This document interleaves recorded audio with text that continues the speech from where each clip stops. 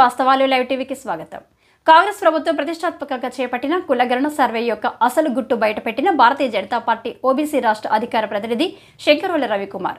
ఈ సందర్భంగా వారు మీడియా సమావేశంలో మాట్లాడుతూ కాంగ్రెస్ ప్రభుత్వం కులగణన సర్వే పేరు చెప్పి వ్యక్తి యొక్క ఆ కుటుంబం యొక్క అంతర్గత విషయాలను తెలుసుకొని బ్లాక్ మెయిల్ రాజకీయాలకు పాల్పడుతుందని మండిపడ్డారు. అదేవిధంగా కులగణన సర్వే చేసేవారు తమ ఇంటికి వచ్చిన ఆఫీసర్తో కులము ఉపకులము మాత్రమే చెప్పండి, ఇతర అంశాలు చెప్పకండి.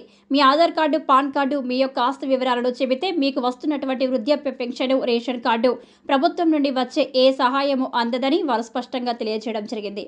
అదేవిధంగా కులగణన సర్వే పేరుతో Aadhaar card number, pan card number తీసుకొని వారి ఆస్తుల చిట్టా తీసుకొని బ్లాక్మెయిల్ రాజకీయాలకు రేవంత్ రెడ్డి పాల్పడుతున్నట్లు తెలియజేశారు. అదేవిధంగా కాంగ్రెస్ ప్రభుత్వంలో దేవాలయాలపైన దాడులు ఎక్కువయ్యాయని, సమర్థవంతమైన పాలన చేయడం చేతకాని ముఖ్యమంత్రులు రేవంత్ రెడ్డి అని వాపోయారు. అదేవిధంగా శాంతి భద్రతలు కరువై ప్రజలు భయభ్రాంతులకు గురి కావడం జరుగుతుందని, దేవాలయాలపై జరిగిన దాడిపై భారతీయ జనతా పార్టీ ముఖ్య సమావేశం ఏర్పాటు చేసి కేంద్రం నుండి దేవాలయాలకు స్పెషల్ ఆఫీషియర్స్ సెక్యూరిటీని మంజూరు చేసే విధంగా భారతీయ జనతా పార్టీ ఆలోచిస్తుందని పేర్కొనడం జరిగింది.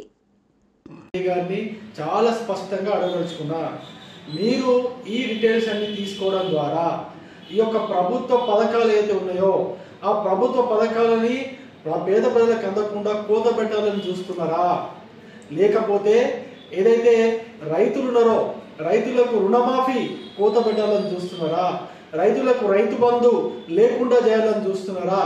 అంతెందుకు ముఖ్యమైన విషయం, ఈ యొక్క తెల్ల రేషన్ కార్డు ఈ రాష్ట్రంలో ఉన్న వాటిని మీరు తగ్గించాలని చూస్తున్నారా, రేషన్ కార్డు లేకుండా చేయాలని చూస్తున్నారా, పింఛన్లు తీసుకుంటున్నటువంటి వృద్ధులకు పింఛన్లు రాకుండా చేయాలని చూస్తున్నారా, లేకపోతే మీరు దివ్యాంగులకు ఏదైతే 6,000 రూపాయలు పింఛన్ ఇస్తున్నారో అది కూడా ఇవ్వకుండా చేయడానికి ప్రయత్నం చేస్తున్నారా? మీరు అసలు ఏం చేయదలుచుకున్నారు? మీకు ఎన్ని ఎకరాల భూమి ఉంది, ఎన్ని ఆస్తులు ఉన్నాయని వివరాలు సేకరించి రేవంత్ రెడ్డి గారికి అలవాటే బ్లాక్మెయిల్ చేయడం అలవాటే. ఈ వివరాలన్నీ సేకరించి మీ భూములలో అయితే ఉన్నాయో వాటన్నిటిని పట్టుకొని మీరు బ్లాక్మెయిల్ చేసి ఆ భూములను ఆక్రమించే ప్రయత్నం చేస్తున్నారా? ఇదే విధానాన్ని బీఆర్ఎస్ ప్రభుత్వం కూడా అవలంబించింది. ఇదే విధంగా ధరణిని తీసుకొచ్చి ధరణి పేరుతో అనేక ఎకరాల, వందల వేల ఎకరాల భూముల్ని బీఆర్ఎస్ నాయకులు, బీఆర్ఎస్ ఎమ్మెల్యేలు, మంత్రులు కబ్జాలు చేసిన విషయం ఇప్పటికే తెలంగాణ వ్యాప్తంగా సంచలనం సృష్టిస్తుంది. ఇప్పుడు మీరు చేస్తున్న పనేంటి? మీరు కూడా ఈ భూముల వివరాలు తెలుసుకొని ప్రజల యొక్క భూములను లాక్కొని మీరు ప్రజలని మీరు భయభ్రాంతులకు గురి చేయాలని చూస్తున్నారా? ఈ విషయాలన్నిటి కూడా స్పష్టత లేకుండా మీరు ఈ యొక్క కులగణనను చేస్తే మాత్రం ఖచ్చితంగా ప్రజల నుంచి తిరుగుబాటు వస్తుంది. ప్రజలు ఎవరు కూడా మీ కులగణన చేస్తున్నటువంటి మీ ఎన్యూమరేటర్లకు ఎవరు కూడా సహకరించట్లేదు, ఎవరు కూడా పూర్తి వివరాలు ఇవ్వట్లేదు. ఎందుకంటే మీకు కులగణన పేరుతో మీరు స్పష్టంగా చెప్పండి, మీరు ఇస్తా అన్నది 42% స్థానిక సంస్థల్లో రిజర్వేషన్ ఇస్తా అని చెప్పింది.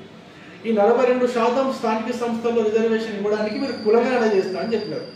కులగణన చేయడానికి మీకు కావాల్సిన 2-3 విషయాలు తీసుకొని పోవాలా?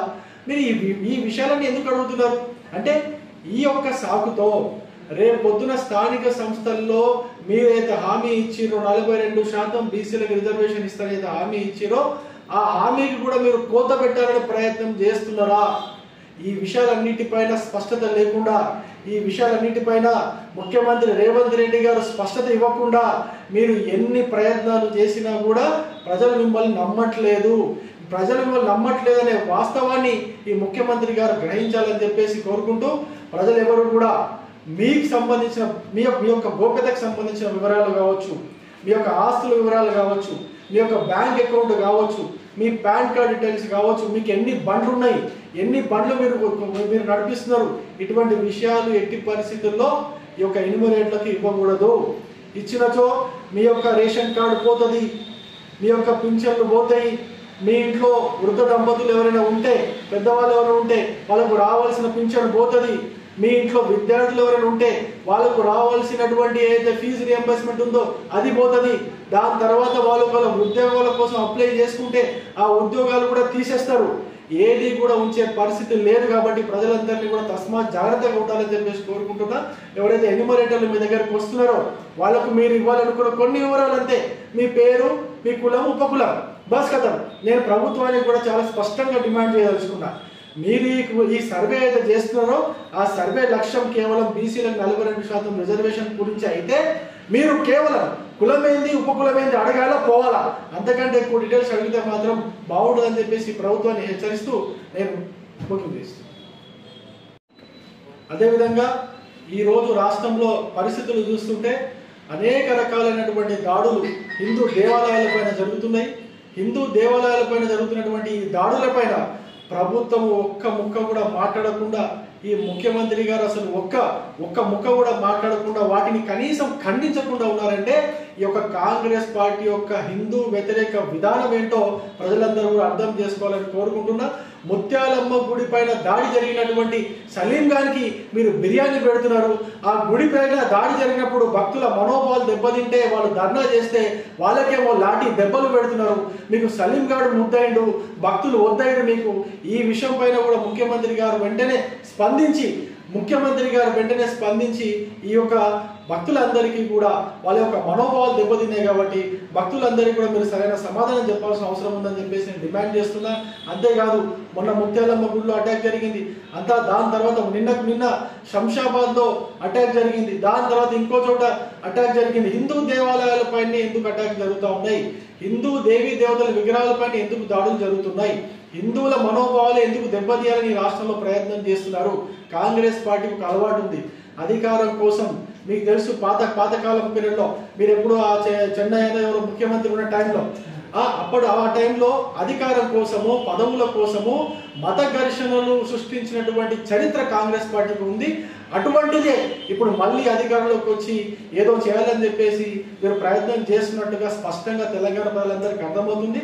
తెలంగాణ ప్రజలందరూ కూడా ఈ యొక్క కుట్రలని భగ్నం చేసి మీ యొక్క ప్రభుత్వాన్ని మీ యొక్క అధికారాన్ని దించేదాకా కూడా నిద్రపోరని చెప్పేసి ఈ ప్రభుత్వానికి హెచ్చరిస్తున్నా. హిందూ దేవీ దేవతలపైన ఎవరైనా మాట్లాడినా, హిందూ గుళ్ళపైన ఎవరైనా దాడి చేసినా ఇప్పటి నుంచి మా యొక్క స్పందన ఇప్పటి వరకు కూడా శాంతియుతంగా ఉన్నది. ఇప్పటి నుంచి మాత్రం ఖచ్చితంగా జరగబోయే లా అండ్ ఆర్డర్ విషయాలపైన ఈ ప్రభుత్వం బాధ్యత వహించవలసిందిగా డిమాండ్ చేస్తూ ముగిస్తున్నాను.